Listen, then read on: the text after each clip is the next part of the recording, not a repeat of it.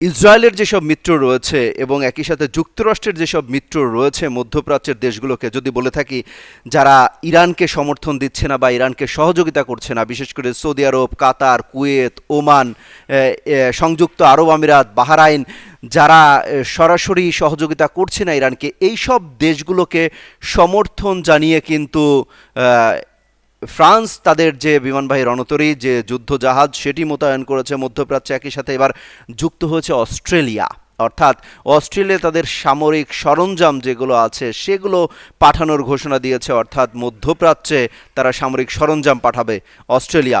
অর্থাৎ দেখুন, একটা তৃতীয় বিশ্বযুদ্ধের যে শঙ্কার কথা বলা হচ্ছে, বারবার উঠে আসছে যে এই যুদ্ধ থেকে আসলে তৃতীয় বিশ্বযুদ্ধের দিকে গড়াবে কিনা, সেই শঙ্কার কথা চলে আসছে।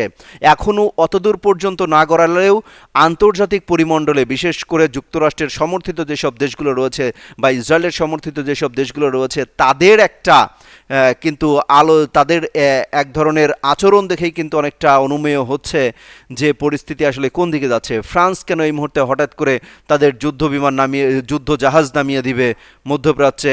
একই সাথে অস্ট্রেলিয়া কেন সামরিক সরঞ্জাম পাঠাবে? অর্থাৎ যুদ্ধের পরিধি যদি আরও বাড়তে থাকে, আরও বিস্তর হতে থাকে, ইরান যেভাবে হামলা চালাচ্ছে মধ্যপ্রাচ্যের মার্কিন ঘাঁটিগুলোতে, এইভাবে যদি হামলা চলতে থাকে তাহলে কিন্তু ভয়াবহ পরিণতি ভোগ করতে হতে পারে। সেই সাথে ইরানকে ঠেকানোর জন্য ইরানের যে অত্যাধুনিক যুদ্ধ বিমান রয়েছে, অত্যাধুনিক মিসাইল রয়েছে, ড্রোন রয়েছে, শাহেদ 136-এর মতো যেসব ড্রোন রয়েছে, এই ড্রোনগুলো ঠেকানোর জন্য, অর্থাৎ অত্যাধুনিক প্রযুক্তির এই সমরাস্ত্রগুলো ঠেকানোর জন্যই কিন্তু উঠে পড়ে লেগেছে মধ্যপ্রাচ্যের দেশগুলোর সাথে করে ইউরোপের দেশগুলো।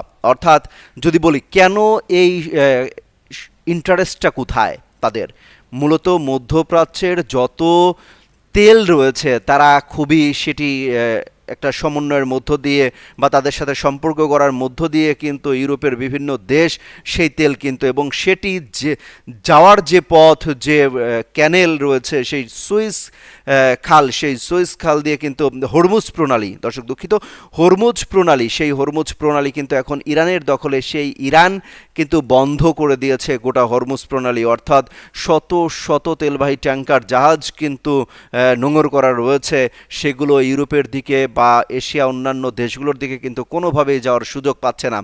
ফলে ইউরোপের বাজারে কিন্তু হু হু করে বাড়তে শুরু করেছে তেলের দাম। এরই মধ্যেই জ্বালানি তেলের দাম কিন্তু 100 গুণ পর্যন্ত বেড়েছে, অর্থাৎ 1 টাকার জ্বালানি সেখানে 100 টাকায় বিক্রি হচ্ছে। বিষয়টা এরকম পর্যায়ে চলে গিয়েছে, অর্থাৎ মাথা ব্যথা শুরু হয়ে গেছে অলরেডি ইউরোপের। তারা এখন বিশেষ করে জার্মানি হুঁশিয়ারি দিচ্ছে, আমাদের মিত্র দেশগুলো যদি নিরাপদ না থাকে, আমাদের মিত্র দেশগুলো, বিশেষ করে তাদের মিত্র দেশগুলো বলতে বোঝাচ্ছে যে তারা কাতার, কুয়েত, ওমান, বাহরাইন যেসব দেশগুলো থেকে তারা তেল সরবরাহ করে থাকে, অর্থাৎ তাদের স্বার্থে আঘাত হানলে ইরানে যে কোনো মুহূর্তে তারা হামলা চালিয়ে বসতে পারে, এমন শঙ্কার কথাও কিন্তু বলা হচ্ছে। দর্শক, আরেকটা তথ্য জানিয়ে রাখি, আমেরিকানরা, অর্থাৎ আমেরিকার সাধারণ যে নাগরিক রয়েছে, তারা কিন্তু কোনোভাবেই এই যুদ্ধকে সমর্থন করছে না। তারা এরই মধ্যে বলছে যে আমরা এই যুদ্ধে যেতে চাই না, যুদ্ধে সমর্থন করতে চাই না, যুদ্ধ চাই না, কোনো মার্কিন সৈন্য হতাহত হোক, সেই তথ্য কিন্তু তারা বলছে, কোনো মার্কিন সেনা হতাহত হোক সেটা আমরা চাই না। ইসরায়েলের জন্য কেন আমরা আসলে লড়তে যাব, চলতে যাব, এমন কথাও কিন্তু তারা বলছে। পরিস্থিতি কিন্তু ঘন্টায় ঘন্টায় খারাপের দিকে যাচ্ছে। এখন পর্যন্ত বিভিন্ন দেশে একযোগে হামলা চালিয়ে যাচ্ছে ইরান টানা হামলা চালিয়ে যাচ্ছে। একই সাথে ইরাক কিন্তু প্রকাশ্যে সমর্থন দিয়েছে, অর্থাৎ সরাসরি ইরানের সমর্থন দিয়েছে। তারা বলছে কোনোভাবেই কিন্তু ইরাকের যে ভূখণ্ড রয়েছে, মাটি রয়েছে, সেটি ব্যবহার করে কোনোভাবেই হামলা চালাতে দেবে না। অর্থাৎ ইসরায়েল বা আমেরিকা তাদের মধ্যপ্রাচ্যে যে ঘাঁটিগুলো রয়েছে সেই ঘাঁটিগুলো থেকে কোনোভাবেই যেন ইরানে হামলা চালাতে না পারে, বিশেষ করে ইরাকের ভূখণ্ড ব্যবহার করে যেন কোনো প্রকার হামলা চালাতে না পারে, সেই কথা কিন্তু বারবার হুঁশিয়ারি দিয়েছে ইরাকের পক্ষ থেকে বলা হয়েছে। কিন্তু যেসব দেশ এখন পর্যন্ত ইরানের পক্ষে দাঁড়িয়েছে, তার মধ্যে অন্যতম কিন্তু লেবাননের যেসব সশস্ত্র গোষ্ঠী রয়েছে তারা সরাসরি যুদ্ধের হুঁশিয়ারি দিয়েছে যে ইরানের পক্ষে নিয়ে তারাও যুদ্ধে ঝাঁপিয়ে পড়তে চায়। সেই সাথে কিন্তু রাশিয়া অনেকটা নিন্দা জানিয়েছে ইরানের উপর যে হামলা হয়েছে, সরাসরি যুদ্ধে না জড়ালেও রাশিয়া সমর্থন জুগিয়ে যাচ্ছে ইরানকে, সেই সাথে চীন সমর্থন জুগিয়ে যাচ্ছে ইরানকে, এবং একই সাথে উত্তর কোরিয়া সমর্থন জুগিয়ে যাচ্ছে ইরানকে। সেই সাথে ইরাক এখন প্রচ্ছন্ন সমর্থন দিল যে কোনোভাবে ইরাকের ভূখণ্ড ব্যবহার করে ইরানের মাটিতে কোনোভাবেই হামলা চালানো যাবে না, হামলা চালাতে দেয়া হবে না। দর্শক, পরিস্থিতি এখন গোটা মধ্যপ্রাচ্যে একটা উত্তেজনা ছড়িয়ে পড়েছে, এবং সেটি কিন্তু আস্তে আস্তে ইউরোপের যে অংশগ্রহণ, অস্ট্রেলিয়ার যে অংশগ্রহণ, সেইটা আমরা দেখতে পাচ্ছি।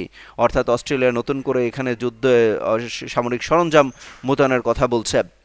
কাতার, কাতারে কিন্তু সব থেকে বড় মার্কিন সামরিক ঘাঁটি অবস্থিত কাতারে। অর্থাৎ সেই কাতার থেকেই কিন্তু একের পর এক হামলা চালানো হচ্ছিল ইরানকে লক্ষ্য করে। সেখানে এই কাতারে কিন্তু একাধিক বিস্ফোরণ ঘটেছে, অর্থাৎ কাতারে হামলা চালিয়েছে ইরান।